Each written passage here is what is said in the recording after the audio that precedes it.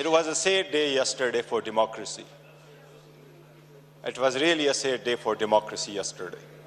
हम में से किसी एक ने भी ये तस्वुर नहीं किया था, जो आइन के वो उठाते हैं, मुल्क के लिए जदोजहद करते हैं, कि किसी ऐसे बंदे का इंतखाब होगा, वो इमेंस पावर के ऑफिस में जाके पाकिस्तान जैसे एटमी क़ुव्वत के एटमी बटन उसके हाथ में दिया जाएगा, जिसके पास न पब्लिक मैंडेट हो और जो 4 दहाइयों से इक़्तिदार में रहे हों और वो 4 दहाइयाँ उनके इक़्तिदार के ज़ाती मुफादात की एक जिंदा दस्तावेज़ हो। यही था वो जो आपने कल देखा है। ये वही है जो दोनों बड़े आज हमें दर्स दे रहे हैं जमहूरियत की। नाना की सियासत वो दफन करके गया है, अभी अपने नाम के साथ भुट्टो का लफ्ज लगा कि भुट्टो नहीं बनता। नाना की सियासत कब की जा चुकी है, उनसे हिसाब मांग ले। वो हार कहां गए जो स्विस में पड़े थे? अपने हुकूमत की बात कर ले, उनसे पूछ ले, उनसे एक लफ्ज पूछे, उनसे एक लफ्ज पूछे। आप हुकूमत में आए, आप हुकूमत में आए, हुकूमत में आने के बाद deputy speaker, let me complete ji. Deputy speaker, let them have the courage to listen. Gauhar साहब, बैरिस्टर साहब, अगर कंट्रोवर्शियल बात होगी तो ये बिला वजह माहौल आपका होगा।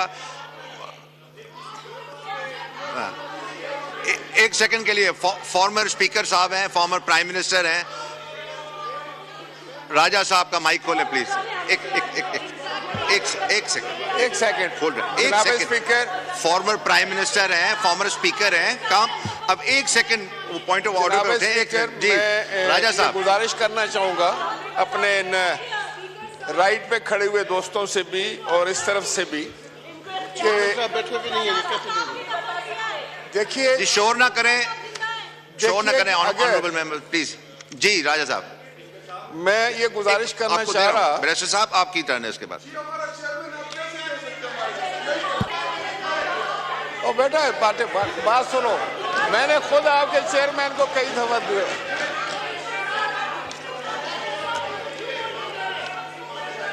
जी अगर आपने देखे इस तरीके से एडजर्न हो जाएगा, आपकी मर्जी है। अगर आप if you choose to adjourn the house then आप एक सेकंड बैठे, मैं आपको कंप्लीट करने दे रहा हूं। आप देखें, आप इस तरह चेयर को डिक्टेट करेंगे तो ये कहां।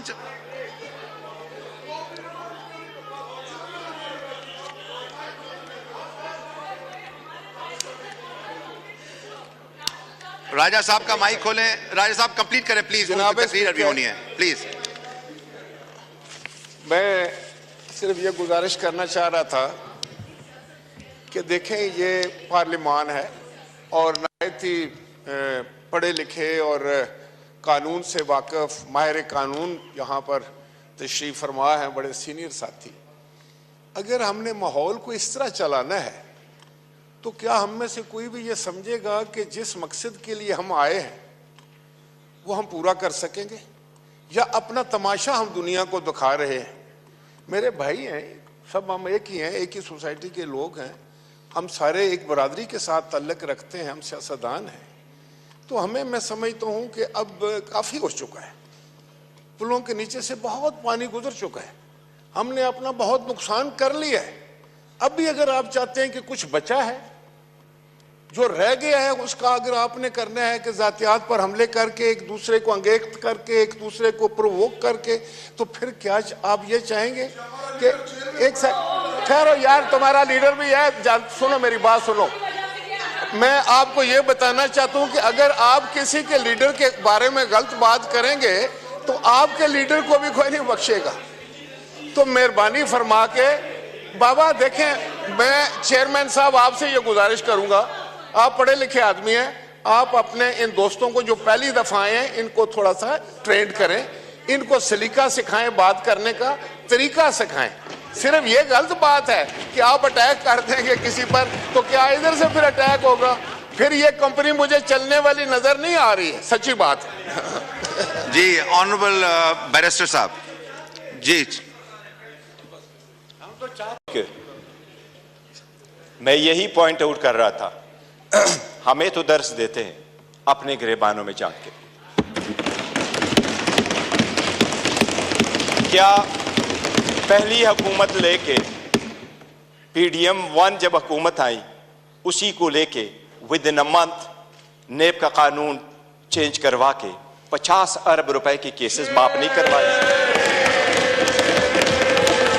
It's a ground reality, it's a ground reality deputy speaker, it's a ground reality.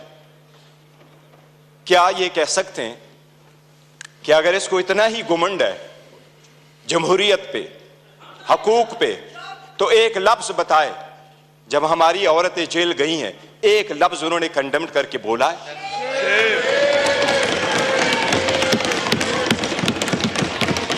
एक हमारे लोगों को जब इलेक्शन के प्रोसेस से गोया, ये जो पीछे लोग आप देख रहे हैं 91, ये 91 नहीं थे, ये 91 वही है। दे वर टू बिग टू रिग, इसलिए नहीं छोड़ सके थे। ये तो हमें 30 भी नहीं दे रहे थे। प्रपोजलों को रोका, सिकंदरों को रोका, डॉक्यूमेंट्स छीने गए, कैसरा इलाही से उसका दुपट्टा छीना गया।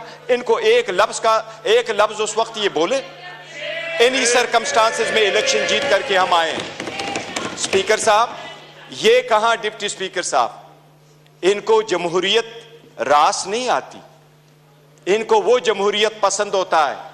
शहबाज शरीफ साहब कैसे कहते रहे, ये एक दूसरे को मुफादात की टक्कर में इकट्ठे होते हैं, इसलिए ये पावर शेयरिंग पर बिलीव करते हैं। इमरान अहमद खान नियाजी अवामी सियासत पे बिलीव करता है, पावर शेयरिंग पे नहीं करते। क्या शहबाज शरीफ ने मलक कयूम को फोन करके कन्विक्शन नहीं करवाई थी? कितने एक ऐसे कितने अदब के साथ अभी कह रहे इकट्ठे बैठ के। आज इन्होंने सारे एक डाइनिंग टेबल पे बैठने वाले लोगों में इतने ओहदे नहीं बांटे। ये इमरान खान है, जिस वक्त आपके पास डेमोक्रेसी आएगी, जिसने मोरूसी सियासत को खत्म किया, मेरे जैसा वर्कर चेयरमैन PTI की हैसियत से इस वक्त खड़ा है। इस ईमान का pride of parliament Umar Khan साहब है। Pride of parliament Umar Khan, जिसके पास शायद ज्यादा वोट तो नहीं आए, he couldn't get most of the vote, but he was the candidate with most credibility, alhamdulillah। हमारा शेर मुल्तान को स्पीकर मुकर्रर किया, और फर्जंदे मलकन को इमरान खान साहब ने डिप्टी स्पीकर मुकर्रर किया। इनसे पूछे कोई ओहदा किसी को और देंगे क्या? पीपल्स पार्टी में कोई भी और बंदा नहीं है सदारत के लिए कि जरदारी को आप देते हैं? योर ऑनर, डेमोक्रेसी ऐसी नहीं है। डेमोक्रेसी ऐसी नहीं है कि बकेन के दरख्त लगाए और आड़ू की पौधे का फिर आप तस्वर रखे कि आड़ू मिलेंगे। ये बकेन के दरख्त है, अवाम से इनके कोई उम्मीद नहीं है कि इनको आड़ू मिलेगा। योर ऑनर, हमें एहसास करना होगा ये जाती मुफादात में आते हैं। कितने फ्राइडली कह रहा है कि सबसे कम उम्र इनके तरफ है और सबसे बूढ़े भी इनके तरफ बैठे हैं। जमहूरियत में potential ability and talent matter करता है, जो आपको इस तरफ मिलेगा। यही रीजन है कि हम में से इमरान खान का कोई भाई बहन बांजा भतीजा इस वक्त नहीं बैठा, लेकिन हमें जान से अजीज है और हमारे 100 इनके 200 पे बारी है। यही वो डेमोक्रेसी थी मिस्टर डिप्टी स्पीकर। जो लोग हमारे साथ आजाद हुए वो हमसे आगे बढ़े, जो हमारे बाद आजाद हुए वो हमें पीछे छोड़ के गए। जब पाकिस्तान का नाम ले लो, दुनिया के लोएस्ट क्रेडिबिलिटी में आता है। रूल ऑफ लॉ में हम सिर्फ अफगानिस्तान और म्यांमार से आगे, बाकी पूरी दुनिया से पीछे। हम गुर्बत में 37% गुर्बत से नीचे, नेशनल पॉवर्टी लाइन में 21% नीचे। हम कैसे आगे तरक्की करेंगे? बाकी गैस, पेट्रोल, बिजली तो दूर की बात, आपको पानी मुयस्सर नहीं है। ये इन लोगों की 4 दहाइयों की कसम रहा है जो आवाम को दिया है। इसलिए अवाम ने समझ करके इनको रिजेक्ट कर दिया है। MKMU वाले वो साथ बैठे थे। मुझे हमेशा से दो पार्टियां अदरवाइज पसंद हुआ करती थी, एक जमात इस्लामी जिसमें फिर भी जमहूरियत है, दूसरा MKM जिसमें मुतवस्सित तबके के लोग शामिल होते थे। लेकिन इस मर्तबा वो भी टिकट लेने वालों के लाइन में लग गए और अपने वसूली की सौदाबाजी की। इनके 15 सीटें बैठ करके दिखाता हूं, 1 2 3 15 सीटें हमारी कराची में उन्होंने ली है, 2 सीट हैदराबाद में लिए। यही वो 15 सीटें जो उनको कहा क्या बेहतर होता अगर ये ओहदे के पीछे न जाते, असूल पे चढ़ते और ये छोड़ जाते, क्या फर्क पड़ता? इनके पास अब ये ना होता। जनाब स्पीकर, अगर आगे चलना है तो कुछ बेसिक वसूल पूरे दुनिया में होते हैं। पहला वसूल ये आपके सामने वो साइफर का जिक्र कर रहा है। साइफर एक हकीकत है। इमरान खान साहब ने जिस वक्त ये उठाया है, वो लोग जो मुल्क को साजिश करा कि हुकूमत खत्म करने में, उनका ट्रायल होना चाहिए बजाय उसकी जिसकी आपने हुकूमत खत्म किया और उसको ट्रायल भी करवाया।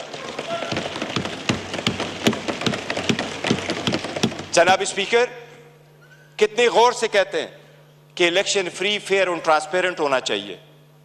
आप उस हुकूमत का हिस्सा थे डिप्टी स्पीकर। जो ही हुकूमत बनी, इनकी PDM आई, सबसे पहले इलेक्ट्रॉनिक वोटिंग मशीन इन्होंने खत्म करवाई, because they knew it public के रिजेक्टेड। ये ओहदे बांटते, ये ओहदे बांटते आपस में, ये डेमोक्रेसी से दूर दूर उनका कोई ताल्लुक नहीं। स्पीकर, डिप्टी स्पीकर, अगर हमने आगे जाना है, बढ़ना है, तो उसके मिनिमम कुछ वसूल होते हैं और मिनिमम वसूलों में यह कि एक वक्त में बहुत सतात कल मायूसी जरूर हुई है कि यह तो हम मानते भी नहीं है कि यह प्राइम मिनिस्टर है, लेकिन फिर भी उस ऑफिस में निकलते हुए भी इसने हमारे वो औरतें बहनें जो जेलों में, उनकी रिलीज का कोई ऑर्डर नहीं किया था।